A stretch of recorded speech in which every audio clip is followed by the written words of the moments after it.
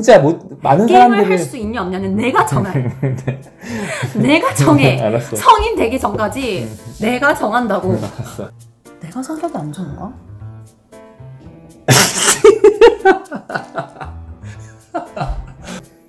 큰일 났어. 너가 이거가 또 큰일 나.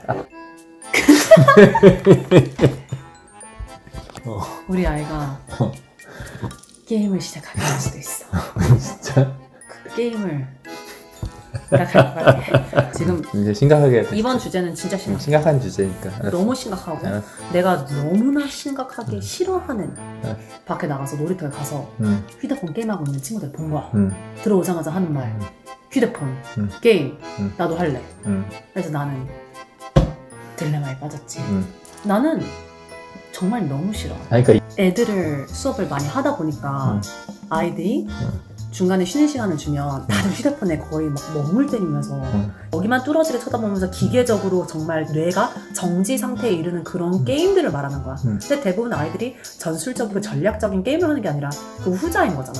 그런데 그 아이들과 같이 한번 대화를 해보면 우리 아빠는요 집에 오자마자 자기 방에 들어가서 그냥 혼자 있어요. 아, 우리 아빠 게임해요.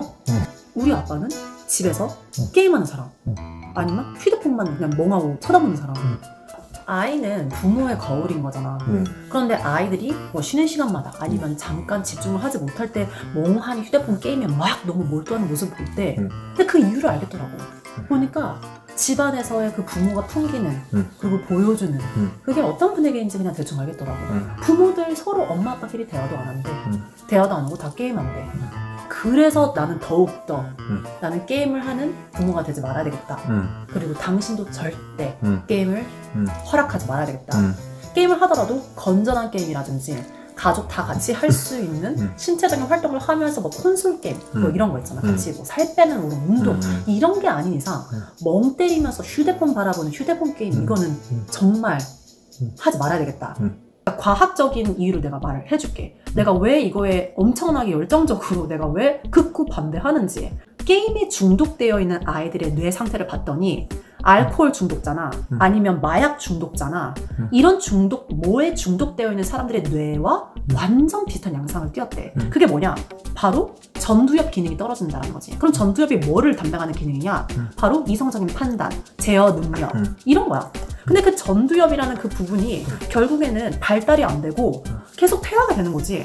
그러면 정말 worst case scenario에서는 진짜 최악의 경우에서는 나는 그런 경우도 봤거든. 실제로 중학생 애가 그 게임에 중독이 돼서 어떻게 됐어? 학교 다 중퇴하고 고등학교 안 가고 대학교 안 가고 전교 1등 하던 애가 패스트푸드 알바로 일당 몇천 원 받고 지금 하고 있고 그 1등 하던 아이가 그 부모가 얼마나 속이 터지겠냐고. 그 부모는 서울대 나왔는데 어떤 중학생 애가 게임에 또 다른 애가 중독되었는데 엄마가 하지 말라고 했다고 해서 그 아까 전두엽 기능 문제 있다고 했잖아. 그러니까 자기가 컨트롤하고 싶어도 이제 이 뇌의 기능이 과학적으로 봤을 때 뇌의 기능에 문제가 생기다 보니까 자기가 컨트롤하고 싶어도 이 컨트롤이 안 되는 거지. 그래서 결국 어떻게 했어? 엄마 죽였잖아. 그리고 나중에 그 다음에 이제 이성적인 생각이 다시 되돌아와서 자기가 스스로 지은 죄를 생각을 하고 알아내고 자기 자살했잖아. 그뿐만 아니라 뭐 묻지마 살인 이런 것도 진짜 많아. 실제 사례를 내가 케이스를 정말 많이 조사를 했는데 전두엽의 기능이 퇴화되는 것 자체가 이게 발달이 안 되는 게 생각보다 되게 위험하다라는 거지. 뇌의 발달에 불균형이 초래가 된다는 거야. 그래서 어떤 사람들 같은 경우는 그래도 게임을 하면 뭐 프로게이머 되지 않겠어요? 근데 웃긴 거 뭔지 알아? 프로게이머랑 그냥 그 게임에 중독되는 거랑 뇌가 다르대. 뇌파가 다르게 작동한대. 프로게이머는 전술적으로 전략적으로 이거를 받아들이면서 이게 활성화가 되는데 게임에 중독된 애들은 여기 전두엽이랑 측두엽에 색깔이 안 나타나는데 여기 어디만 활성화되는지 알아? 후두엽. 여기 후두엽이 뭐를 담당하는지 알아? 시각적인 정보를 처리하는 거야. 그러니까 뇌 불균형이 초래가 된다는 거지. 그런데 지금 우리 아이가 이제 막 초등학교 1학년 들어갔는데 지금부터 게임을 노출한다? 전두엽 발달이 제일 중요한 시기에 이 전두엽을 발달을 떨어뜨린다? 난 이건 아니라고 봐. 나는 무조건 절대적으로 나는 게임은 막아야 된다고 생각해. 물론 뭐 부루마블 게임이라든지 아니면 뭐 틱탁토 이런 게임이라든지 뭐 이런 건 다 찬성이야. 생각을 필요로 하지 않는 그런 게임들 난 무조건 반대야. 그러니까 게임뿐만이 아니라 뭐 담배든 술이든 뭐든 간에 뭔가 특정 것에 중독이 된다는 거는 그 살아가는 그 라이프 사이클 중에 그 사람한테 주는 그러니까 자극을 주는 어떤 것이 결핍되어 있을 때 그건 나도 동의해. 그럴 경우에 중독에 더 내성이 약해지고 좀 더 쉽게 중독이 될 수 있다라고 난 생각이 들어. 그래서 이 게임을 하면 난 가장 큰 문제가 이 사람과의 소통이 그게 없어진다는 게 나는 가장 큰. 그거 나 지금 또 갑자기 근데 게임을 하면서 아이들이 정말 욕을 많이 해. 내 학생들이 보여줘. 내 학생들이. 그래서 막 패드립, 엄마 드립에서부터 시작해서 막 니 애미, 그러니까 뭔지도 모르겠어. 솔직히 나는 걔네들이 아이들이 무슨 표현을 쓰는지도 모르겠어. 그런데 엄청나게 많은 욕설들을 해. 그리고 욕설들을 배워.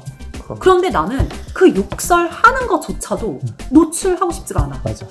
그러니까 그런 여러 가지 욕설을 되게 많이 하는데 그런 욕설을 많이 하는 사람들 커뮤니티에 계속 내 몸이 담겨져 있다면 이 사람인 게 사람이 적응이 되잖아. 그래서 실제로 리졸라티라는 교수가 거울 유런이라는 그 이론을 발표를 했는데 그게 무슨 뜻이냐면 내가 어떠한 그룹에 속해 있냐에 따라서 그 사람의 행동을 내가 이미테이션 한다라는 거야. 거울처럼. 그래서 나는 내 아이가 만약에 이런 게임 커뮤니티 막 욕을 하고 막 패드립하고 이러한 커뮤니티에 속해 있다면 자기도 모르게 그러한 욕설을 자기도 모르게 계속 모든 문장에 같이 사용한다는 거지. 불가피하게 접하게 될 수는 있겠지. 하지만 최대한 그 접할 수 있는 가능성을 난 줄여야 된다고 생각해. 무조건 줄여야 된다고 생각해. 예를 들어 유튜브 영상 같은 거 보면은 정말 막 많지. 채팅창에 막 욕설들이 막 난무하고 그런 것들이 있고. 나는 지금 게임 그 해설 유튜브라고 하나? 난 그것도 난 안 보게 할 거야. 나는 보게 하더라도 이거 이 영상 안티 많이 달리겠다. 아무튼. 현실을 부정할 수는 없는 거잖아. 그러니까 지금 나도 얼마 전에 통계를 봤는데 나도 여보가 옛날에 미국에서 게임을 사람들이 많이 안 했다고 하는데 나도 얼마 전에 기사를 읽었더니 지금 미국인의 한 4분의 3 정도가 75% 정도가 게임을 한대. 콘솔 게임이든 휴대폰 게임이든.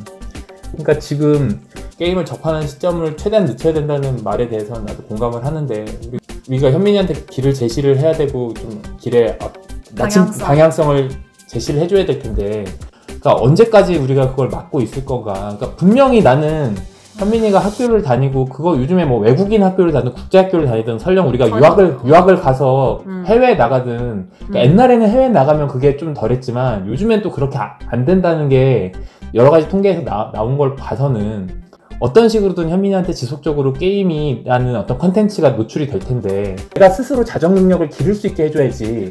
그 스스로 컨트롤할 수 있는 능력을 어떻게 키우는데? 그러니까 일단은 접하게 해주고 그리고 접하게 해주되 우리가 허락을 구하고 일단 부모한테 허락을 구하고 정해진 시간 안에서 하게 하고 우리 그거를 멈출 줄 아는 훈련을 해야 되는 거지. 그래 맞아. 컨트롤 해야 되는 거 키워줘야 돼. 맞아. 내가 토론할 때도 뭐 게임을 해야 되냐 말아야 되냐 가르칠 때 항상 responsibility 자기 스스로가 선택할 수 있는 권리를 줘야 되고 그리고 그 스스로 절제할 수 있는 능력을 키워주는 게 제일 좋다라고 제일 idealistic solution 이상적인 해결 방안이야. 그런데 솔직히 현실적으로 봤을 때 아이들이 그 현실적으로 뭐 게임에 노출이 처음에 되는 순간 그리고 그러한 부류의 친구들과 같이 노는 순간 그 자체 절제가 가능하냐는 거지. 그 분위기가 절제할 수 있는 분위기가 아니단 말이야. 고학년 조금이라도 지금 몇 년만 지나봐. 그럼 아이들이 다 놀러 PC방 갈걸? 아니면 중학교 되면 다 PC방 갈걸? 그러면 이 능력을 키워주는 게 말이 쉽지. 이거는 어떻게 보면 우리가 아무리 야 그만해? 1시간만 해? 하더라도 자기가 혼자 다른 데 가서 몰래 할 수도 있는 거고 아니면 PC방 가서 몰래 해놓고 친구 집에 갔다 놀러 갔다 왔다 라고 할 수 있는 거고 이런 무수한 가능성이 존재해 있는 거야. 다 피 터지는 사람 죽이는 게임에 그리고 심지어 rated R 그러니까 티네이저들이 하지 말아야 되는 그런 외국 게임 있잖아. 사람 죽이는 거 그거 해. 그러면 안 되는 거 아니야? 불법 아니야? 했더니 괜찮아요. 이거 엄마 아이디로 해서 괜찮아요. 그냥 하래요. 괜찮대요. 그러니까 벌써 여기에 적응이 되어 있는 거지. 우리가 막 게임을 노출하지 않게 하기 위해서 막 공부만 하는 아이들과 놀게 하면 게임을 막을 수 있냐? 근데 그것도 아닌 것 같아. 카이스트에서 게임 안 하는 친구는 거의 못 본 것 같아. 심지어 내 룸메는 나보고 자기가 하는 게임 나도 해보라고 자기가 돈까지 결제해줬어. 월정에 33,000원인가? 왜? 몰라. 나도 해보라고. 했어? 그래서 한 달 했지. 내 남동생도 외고 나왔잖아. 근데 그 외고가 막 서울대 되게 많이 보낸, 그때 당시에 되게 많이 보낸 학교였거든. 근데 그 학교 애들이 그렇게 게임에 중독이 돼 있더라고. 심지어 게임도 잘해. 게임 잘하는 애들이 게임을 잘하니까 계속 게임을 하는 거야. 그러니까 이게 진짜 이게 진퇴양난인 게 꼭 공부를 잘하는 친구들이랑 놀게 한다라고 해서 게임을 막을 수 있는 것도 아니고. 그 과학고 다닐 때 우리 과학고에서 어떤 형이 하나 있었어. 세계 랭킹 1위였어. 스타크래프트 세계 랭킹 1위였어. 근데 그 형이 지금 교수해.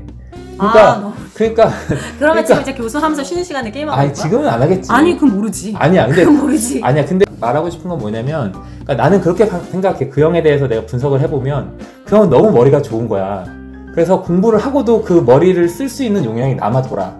그래서 그 머리는 뭔가 계속 동작을 하고 싶고, 머리라는 CPU는 돌아가고 싶은데. 그러면 책을 읽던가. 아니 책도 이미 다 읽고, 게임에서 아무튼 끝판을 보고, 지금은 또 그 학계에서 끝판을 보고 계신 내가 아는 형이 계셔.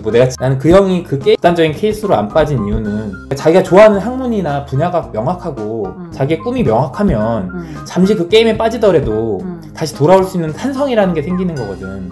그리고 어떻게 보면 그 게임은 그 사람 인생에 있어서 그냥 스트레스를 해소할 수 있는 그냥 출구의 도구로서 쓰일 수 있는 거지. 그거에 노예가 되는 게 아니라. 어떻게 보면. 그러니까 내가 가장 중요한 거는 그냥 결국엔 전번에 했던 토론이 제일 중요한 것 같아. 결론적으로 그게 다 연결되어 있는 주제인 것 같아.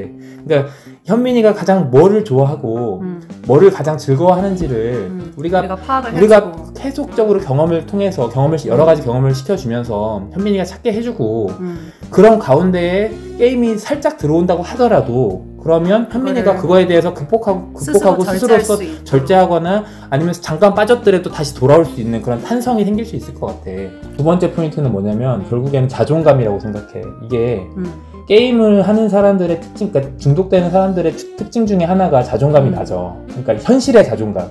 현실의 자존감? 그러니까 현실에서 자기가 뭔가 다른 사람들한테 인정을 받는다는 거를 못 느끼거나, 현실에서 뭔가가 결핍되어 있는 사람들이 보통 게임에 중독이 되는 경향이 많다는 기사를 읽은 적이 있는 것 같아. 그러니까 무슨 자신감과 자존감을 계속 키워주다 보면 게임을 하더라도 그냥 그걸 놀이로서 생각을 하지. 거기서 뭔가 그 안에서 내가 뭔가를 성취하고 내가 뭔가를 그 현실에서 이루지 못하는 욕구들을 거기서 채워야겠다라는 그런 생각은 안 들 것 같거든. 그러니까 나는 멘탈적인 측면과 어떤 그런 여러 가지 다양한 그 자기만의 어떤 좋아하는 분야, 그 두 가지 포인트가 가장 중요한 포인트인 것 같아. 그래서 그 두 가지를 우리가 최대한 게임에 노출되기 이전에 열심히 키워주다 보면 나중에 어떤 상황에서 현민이가 게임을 잠깐 접하든 잠깐 빠질 수는 있겠지만 결국에는 다시 제자리로 돌아오지 않을까. 그게 내가 봤을 때는 지금 이 현재 그 향후에 현민이가 살아갈 수 있는 이 미래에 어떻게 보면 백신을 시행해서 그치. 백신 같은 역할을 백신 같은 역할을 할 수 있다고 보는 거지. 되게 좋은 말이네. 설령 게임에 노출이 된다라고 할지언정 자기가 진짜 좋아하는 분야와 영역에 다시 컴백할 수 있는, 그러니까 한마디로 탄성처럼 거기에 살짝 그거를 접하더라도 다 해야 될 거를 해야 될 때는 다시 컴백해서 제자리에서 해야 될 일을 하는 그러한 능력을 키워주자. 그런 관심 분야를 키워주자. 그런 환경을 만들어주자. 그리고 두 번째는 자존감을 키워줘서 굳이 거기에서 게임 세상에서 virtual reality에서 받을 수 있는 성취감보다 내 현실 세계에서 내 주변에서 내가 내 능력으로 내가 할 수 있는 것을 통한 성취감이 훨씬 더 행복하고 훨씬 더 의미가 있다라는 것을 일깨우쳐주자.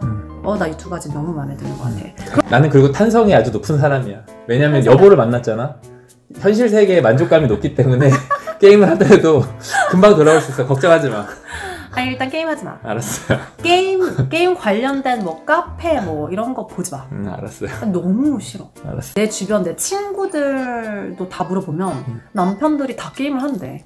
근데 어떻게 그걸 다 이해하고 살지? 어떻게 남편이 멍 때리면서 게임하는 거를 보고 화가 안 나는 사람들은 어떻게 참는 건가?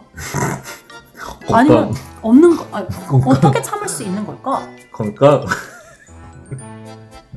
내가 성격이 안 좋은가?